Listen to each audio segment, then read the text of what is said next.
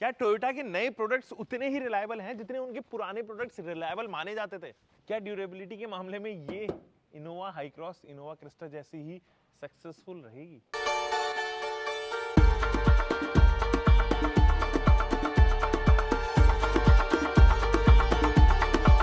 कहीं इतने सारे इलेक्ट्रॉनिक्स होने की वजह से अब इसकी रिलायबिलिटी फैक्टर रिड्यूस हुई है? बस यही जानने के लिए तो आज की वीडियो हम बना रहे हैं इनोवा हाई क्रॉस के ऊपर, और 50,000 किलोमीटर चलने के बाद में कैसा है इसका नेचर। अभी दोस्तों ये है मीडिया कार, और मीडिया कार जनरली जो है वो काफी सारे लोगों के पास में रहती है। अब I don't know how they have driven this car, कैसी चलाई है उन लोगों ने, क्योंकि जितने ज्यादा हाथ पे गाड़ी रहती है उतनी ही उसके जो है वो अलग अलग तरीके के मैकेनिकल पे इम्पैक्ट पड़ता है। मैकेनिकल पार्ट्स जैसे कि सस्पेंशन पे, टायर उसी हिसाब से वियर आउट होंगे अगर आप अच्छे से नहीं चला रहे हो। तो अलग अलग पर्सनैलिटी की अलग अलग ड्राइविंग स्किल्स होती हैं, और उन्हीं स्किल्स की वजह से जैसे मैंने बताया कि व्हीकल पे इम्पैक्ट पड़ता है। लेकिन Toyota being one such brand जिसके ऊपर रिलायबिलिटी एक ऐसी चीज है जो हमेशा से रही है, और लोगों को लंबी लंबी गाड़ियां चाहिए होती हैं टोयोटा से, ऐसी बड़ी बड़ी गाड़ियां चाहिए होती है जो लास्ट करे, सालों तक चलती रहे। तो ये उनमें से एक है Innova high cross. Innova Crysta की ही एक बड़ी बहन आप कह सकते हो, क्योंकि केवल पेट्रोल इंजन ऑप्शन में आती है और ये एक हाइब्रिड सेटअप के साथ में आती है। तो बस आज इसके रिलायबिलिटी फैक्टर को चेक करते हैं। सबसे पहले तो अगर आप इसका डिजाइन देखोगे तो ये कुछ कुछ आपको जो है वो इनोवा क्रिस्टा की जो है वो याद दिलाएगी, लेकिन डिजाइन के मामले में स्टैंड आउट जरूर करती है। कुछ चीजें हैं जिसको लेकर मुझे अभी शिकायत है, जैसे कि अगर आप नीचे चलेंगे तो फॉग लैम्प यूनिट में 50,000 किलोमीटर के बाद में धूल काफी जम गई है, और वो एक मेंटेनेंस मांग रही हैं। तो इनको जो है आपको क्लियर करवाना पड़ेगा। अगर आप नीचे से भी देखोगे तो इसकी जो ग्राउंड क्लियरेंस है बहुत एम्पल है, मतलब कहीं पर भी लगती नहीं है ईजिली, लेकिन जहाँ से लगेगी हल्का सा जो है प्लास्टिक आप यहाँ से टूटा हुआ नजर आ रहा होगा। इधर भी डस्ट पार्टिकल्स काफ़ी ज़्यादा है। इनफैक्ट जो इस तरीके के पैटर्न्स होते हैं ना जो हाउसिंग के ऊपर बने होते हैं, जैसे ये टर्न इंडिकेटर भी है, एलईडी डीआरएल भी है, दोनों का काम करती है।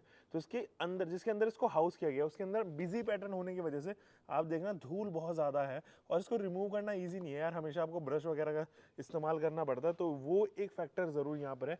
क्रोम पार्ट बिल्कुल इंटैक्ट है, एकदम नया जैसा है, ब्रांड न्यू, उसमें कोई भी शिकायत नहीं है। और अगर आप हेडलाइट यूनिट भी देखेंगे तो वो भी जो है बिल्कुल ब्रांड न्यू लगती है, उसमें भी कोई शिकायत आपको नज़र नहीं आएगी।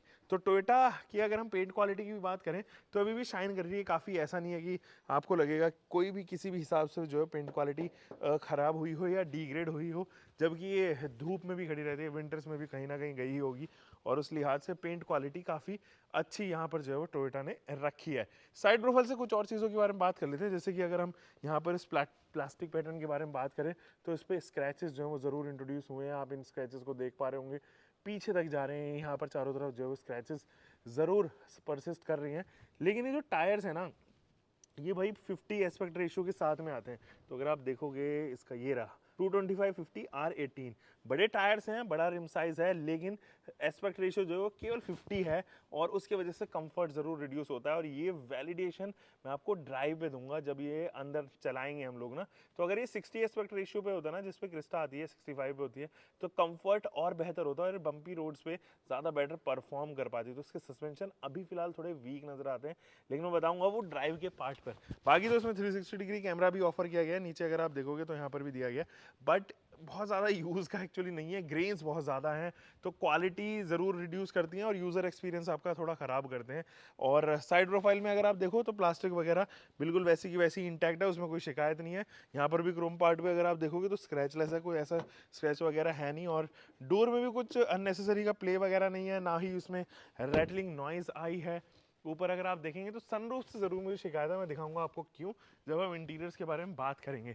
यहाँ पर भी अगर आप देखें तो आपके पास में थोड़ा फेदरी मटेरियल इस्तेमाल किया गया है, और फेदरी मटेरियल से ये है कि मिट्टी वगैरह आप इजीली झाड़ सकते हो, और कोरोजन का चांसेस को थोड़े से रिड्यूस कर देता है। बाकी तो बिल्कुल वैसे ही है। पीछे अगर आप देखें तो आपके पास में अगेन ये क्रोम पार्ट है, ये भी बिल्कुल सही काम करता है, और इस पर भी कुछ है स्क्रैच वगैरह नहीं है, बिल्कुल ब्रांड न्यू शाइन कर रहा है। ये भी हाई माउंटेड स्टॉप लैंप हो, बाकी तमाम चीज़ें हों, वो ज़रूर यहाँ पर एकदम ऐसे कैसे इंटैक्ट है, उसमें भी कोई शिकायत नहीं है।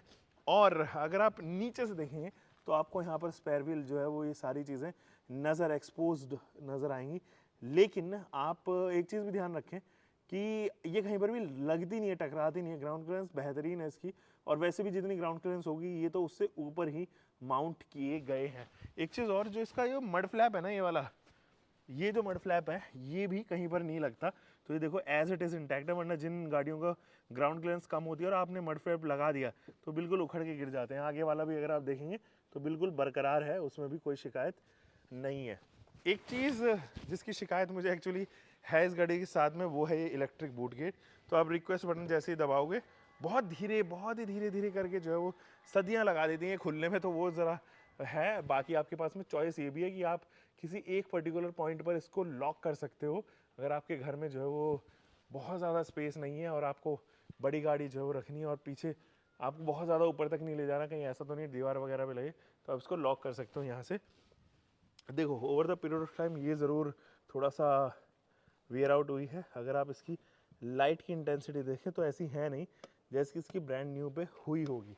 और बाकी तो एक आप यहाँ पर जो है स्पेस डेडिकेट किया गया है इसका हेडरेस्ट के लिए, जो कि यहाँ से आप रिमूव कर सकते हो और यहाँ रख सकते हो, क्योंकि ये ब्लाइंड स्पॉट का रीज़न बनता है। इसलिए जो मिड वाला पर्सन है अगर नहीं कोई इस्तेमाल कर रहा है तो इट्स बेटर कि इसको निकाल के आप इधर रख दो। स्पेस बहुत है इसके अंदर, यहाँ पर आपके पास में थोड़ा एक्स्ट्रा स्पेस दिया गया है और यहाँ पर भी बहुत सारा स्पेस है यार, मतलब यहाँ पर भी कोई शिकायत नहीं है, एक्चुअली में बहुत स्पेस है। और ये गाड़ी मुझे इसलिए पसंद आती है, इसकी जो थर्ड रो है ना उसमें स्पेस भर भर के है, मतलब थर्ड रो वाले के पास में भी काफ़ी स्पेस रहता है। तो अगर आप लॉन्ग ट्रिप कर रहे हो ना, सच में एक ऐसी गाड़ी आप ढूंढ रहे हो जिसमें थर्ड रो में स्पेस चाहिए, this is surely one of them. Anyway इसको करते हैं फिलहाल बंद यहाँ से और इंटीरियर्स में चलते हैं। यहाँ क्या क्या है ज़रा उसके बारे में जानते हैं और यहाँ की कुछ चीज़ें। देखो यहाँ का जो बॉडी पैनल है वो इंटैक्ट है, यहाँ पर लेदरेट टच है, हालांकि हल्के फुल्के कट्स आप यहाँ पर भी उसमें जो है वो विजिबल देख रहे होंगे, तो ये जो कट्स हैं वो ज़रूर यहाँ पर है। मेमोरी फंक्शन जो है वो थोड़ा सा इरिटेट करती है हमेशा और ऐसे काम नहीं करती जैसे बाकी गाड़ियों को काम करती है। यहाँ से ओआरवीएम का जो बटन है वो ज़रूर रिमूव हो गया है और आपको, हालांकि ये ईजिली आप आगे पीछे करोगे तो ये मूव ज़रूर होता है। ऑटो केवल एक ही में है, तो ड्राइवर साइड ही आपको ऑटो फंक्शन मिलता है। यहाँ पर अगर आप देखेंगे तो ज़रूर पेंट क्वालिटी रिड्यूस हुई है और यहाँ से वीर एंड टीयर ज़्यादा होने की वजह से, यूज़ ज़्यादा होने की वजह से ये वाला पार्ट जो है वो ज़रूर 50,000 किलोमीटर पे फेड होने लगा है। बाकी जो इसके अंदर इलेक्ट्रिक सीट्स है थोड़ी सी स्लो है कंपैरेटिवली, या फिर इस सेगमेंट में कोई भी गाड़ी हो उसके कंपैरिजन में जो है वो थोड़ा स्लो बिहेव करती हैं। और अगर हम और चीज़ों के बारे में बात करें तो स्टेयरिंग व्हील इज़ गुड, हल्के हल्के से आप जो है वो पैटर्न यहाँ पर भी देखेंगे और वो भी हल्का फुल्का जो है वो करोड़ होना, हल्का फुल्का जो है वो वियर होना स्टार्ट हो गया है। हालांकि लेदर जो है या फिर प्लास्टिक क्वालिटी की बात हो, वो तमाम बहुत अच्छी क्वालिटी इस्तेमाल की है। यहाँ पर भी सॉफ्ट टच का जो है वो मटेरियल इस्तेमाल किया गया है और सैटिन फिनिश आपको इधर देखने को नज़र आती है। सब चीज़ें आपको जो है बिल्कुल अच्छी नज़र आएगी। यहाँ पर आपके पास में इलेक्ट्रिक का बटन ऑफर किया गया है, ये इंस्ट्रूमेंट क्लस्टर है।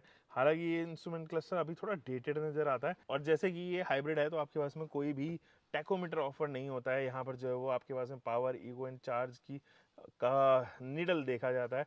तो चार्ज तब होती है जब आप एक्सीलरेटर पेडल से जो है वो अपना छोड़ देते हैं, रेस्पॉन्स छोड़ देते हैं, तो ये चार्जिंग वाली पोजीशन पे चले जाते हैं। इधर हालांकि फ्यूल गॉज वगैरह तमाम चीज़ें हैं। इन्फॉर्मेटिव है ये और थोड़ी डेटेड इसलिए क्योंकि अगर आप मोड्स देखोगे या जिस तरीके के टेक्स्ट इस्तेमाल किए गए हैं, जिस तरीके का डिस्प्ले इस्तेमाल किया गया है, वो TFT होने के बावजूद भी रिजोल्यूशन उस तरीके की नहीं है, but he gets the job done. So is with the infotainment system. यहाँ पर भी मुझे थोड़ी शिकायत है इसके इन्फोटेनमेंट सिस्टम से, आज से कुछ 7-8 साल पुराने इन्फोटेनमेंट सिस्टम जैसा ही लगता है और उस ज़माने में आने वाले जो इन्फोटेनमेंट सिस्टम थे पता नहीं क्यों अभी भी ये नए ज़माने की गाड़ी में वो ऑफ़र किया गया है। ये पूरा पैनल है इंटैक्ट है, कोई भी बटन जो है वो अपनी पोजीशन से इधर उधर नहीं हिला है, प्लास्टिक क्वालिटी बढ़िया है। यहाँ पर भी जो है वो आपके पास में एक पियानो फिनिशिंग मटेरियल होने की वजह से अननेसेसरी स्क्रैचेस फिर भी इसके अंदर नहीं है। ये डिजिटल डिस्प्ले आपको ऑफर की गई है एंड यहाँ पर आपके पास में वेंटिलेटेड सीट्स है, जो 3 स्टेज सीट है। 12 वोल्ट का DC सप्लाई आपको इधर देखने को नज़र आएगा। बाकी तो लेदरेट टच वगैरह हो या कुछ भी चीज़ हो, वो तमाम चीज़ें यहीं पर हैं। ये ऑटोमेटिक IRVM आपके पास में या ऑटो डिमिंग IRVM आपके पास में है। आप इसको डे नाइट फंक्शंस यहाँ से जो है वो हटा भी सकते हैं। ये सारे कंट्रोल जो हैं वो आपके पास में हैं। और लाइट्स वगैरह से रिलेटेड, लाइट आज भी न जाने क्यों इसमें LED इस्तेमाल नहीं की गई। SOS के बटन के लिए आपके पास में एक्स्ट्रा ऑपरेशन दिया गया है ताकि पता चले कि हाँ ये डेडिकेटेडली नहीं दबाया गया। तो इसको खोल के अगर दबाओगे तो SOS एक्टिवेट होगा। बाकी ये जो पेनोरामिक सनरूफ है ना, ये अगर आप देखोगे तो ये पेनोरामिक सनरूफ थोड़ा सा परेशान इसलिए करता है क्योंकि इसमें नॉइज आ चुकी है। अगर मैं इसको खोलने की कोशिश करूंगा,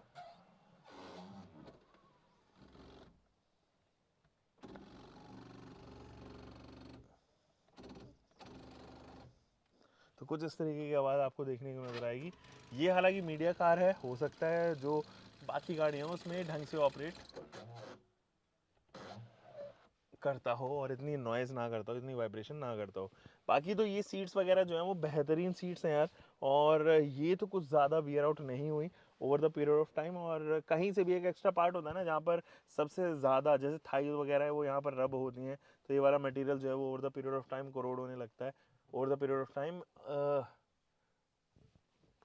ऑफ टाइम जो है वो वियर ज़्यादा होने लगता है, वो यहाँ पर समस्या एक्चुअली में नहीं है। सेकंड रो में चलता हूँ, वहाँ दिखाता हूँ। देखो यहाँ पर ना थोड़ी सी कन्फ्यूजन स्टार्टिंग में ये रहती है कि आपके पास में ये रिक्लाइन एंड डिक्लाइन का ये वाला बटन दिया गया है, ये टू एंड फ्रो मूव करने का नहीं है, ये अंडर थाई या अंडर ये जो पिंडली वाला एरिया था ना, इस वाले को रिलैक्स करने के लिए यहाँ पर अलग से ऑपरेशन दिया गया है।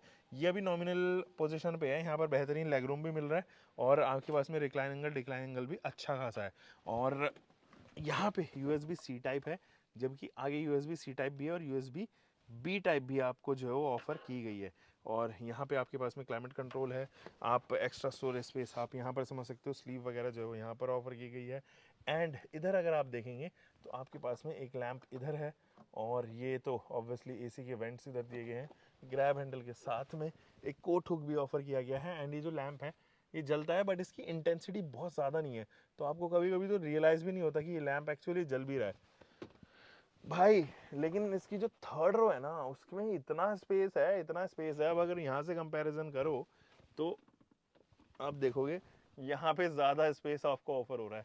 हालांकि ये तो मैंने सीट इस हिसाब से बनाई है कि मेरे को नी रूम और लेग रूम जो है वो ज़्यादा परेशान ना करे, बहुत ज़्यादा कंफर्टिंग पोजीशन पे नहीं है, बट डेफिनेटली वो तो है। यहाँ अगर आप देखेंगे तो पैनल्स वगैरह हैं आपके पास में, मुझे लगता है कि एक्स्ट्रा बैटरीज जो है वो ड्राइवर सीट के नीचे और इधर को ड्राइवर सीट के नीचे रखी गई हैं।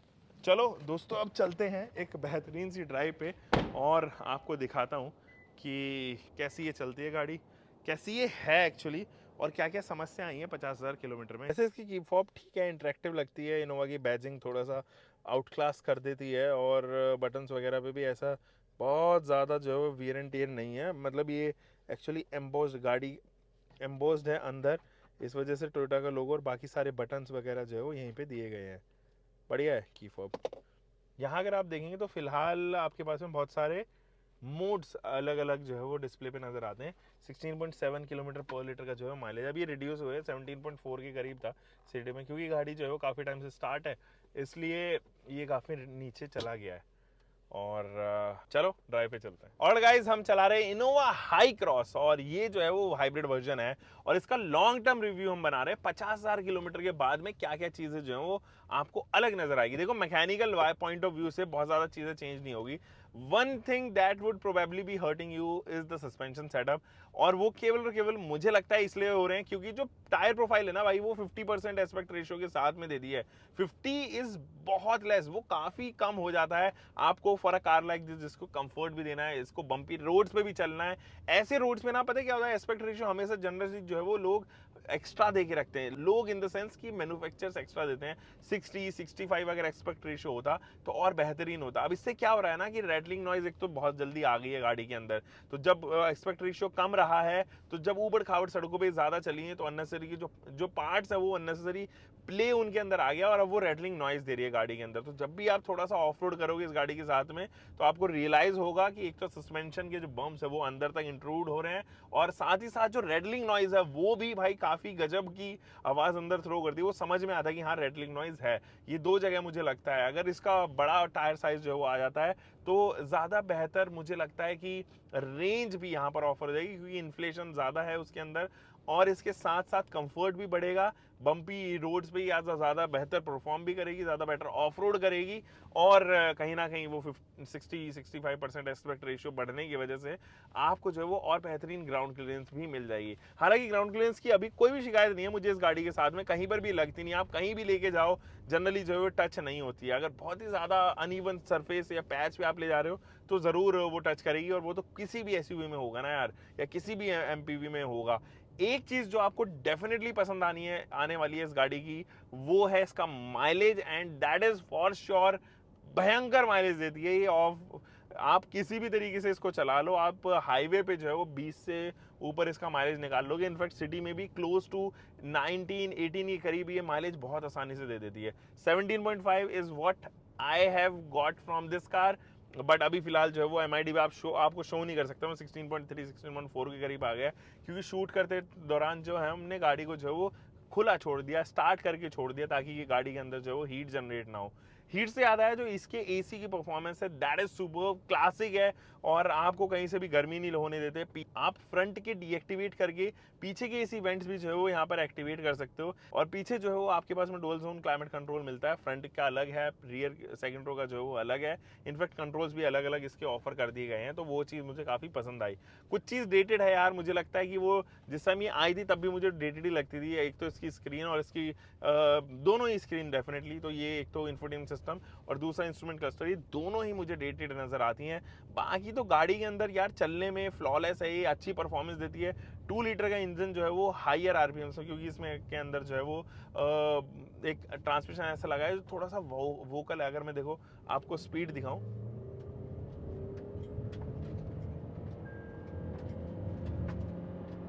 सो हम 100 टच हो गए हैं, बट द प्रॉब्लम इज जो वोकल्स हैं वो काफ़ी ज़्यादा हैं इस इंजन, या मैं कहूँ ट्रांसमिशन के साथ में, तो वो चीज़ ज़रूर आपको देखने को नज़र आएगी। तो ट्रांसमिशन के मामले में वोकल है, आवाज़ ज़्यादा करती है गाड़ी है। हालांकि 2000 सीसी का इंजन ही, जिसके साथ में एक हाइब्रिड फुली हाइब्रिड जो है वो सेटअप लगाया गया है, और वो मोटर भी ज़्यादा ऐसा कोई नॉइज़ वॉइस प्रोड्यूस नहीं करती। हाँ ये ज़रूर है, जब ईवी मोड पे चलती है तो बाहर की आवाज़, रोड नॉइज़ वगैरह जो है वो गाड़ी के अंदर आते हैं, गाड़ी के अंदर ज़रूर जो है वो आते हैं, वो चीज़ आप यहाँ पर देखोगे।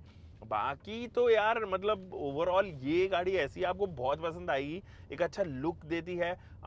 लुक के मामले में ये आज भी वो डीएनए को कैच करके रखी हुई है, जो क्रिस्टा का है, इनोवा का जो है हमेशा से डीएनए रहा है, उस डीएनए को इसने कैच किया हुआ। एक नई जनरेशन गाड़ी है और अच्छी बिहेव करती है।